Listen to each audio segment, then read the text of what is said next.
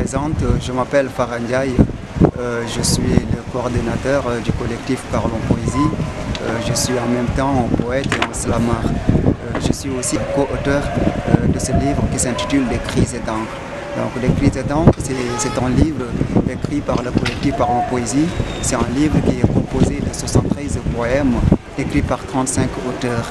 Et dans ce livre, il y a des thèmes divers.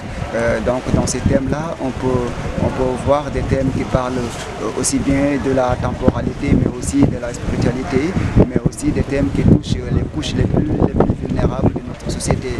Donc je peux citer par exemple un thème qui parle de l'amour, parce que mais l'amour mondain, je veux dire, et dans ces thèmes-là, vous pouvez lire un titre comme Sornassi, donc qui parle de l'amour, mais aussi vous pouvez lire Amour pluriel qui parle aussi de l'amour et qui se trouve dans le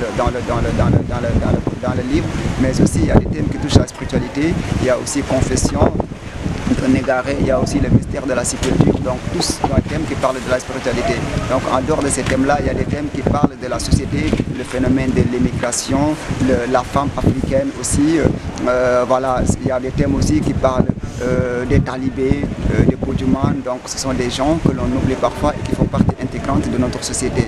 Donc en tout cas, je dis que c'est un livre voilà, qui recouvre plusieurs thèmes et ces thèmes-là voilà, impactent dans notre société, mais aussi intéressent, je dirais, toute personne voilà, qui évolue dans une société, parce que voilà, donc c'est un livre très engagé, écrit par des poètes et des slameurs très engagés. C'est pourquoi le titre de Cris et d'encre. Donc le cri, c'est un cri de cœur, je peux dire.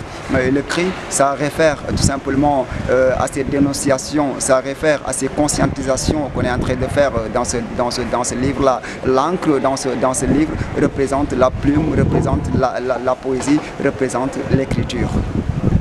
Donc, ce qu'on peut dire entre les poèmes et ces enfants-là, c'est tout simplement montrer qu'en tant que Sénégalais, en tant que membre de la société, nous savons que c'est un phénomène voilà, qui est écœurant. Par exemple, le fait de voir un enfant de la rue marcher pieds nus, un gamin de 7 ans, de 8 ans qui vadrouille, qui n'a pas de domicile familial, qui n'a pas de parents, qui mange dans les rues, qui porte des guenilles, des nippes. Donc ça, c'est une sorte de dénonciation qu'on est en train de faire pour montrer que ça, là, c'est pas du tout intéressant quand même de voir tous ces enfants-là qui aujourd'hui devraient être dans une maison, être accompagnés par une famille ou bien aller à l'école, avoir un bon avenir, que de les laisser quand même dans les rues, voilà, se vadrouiller pieds nus. On a parlé aussi des Bujuman, parce qu'au fait, le Bujuman, c'est une personne par exemple qui fait partie de la société,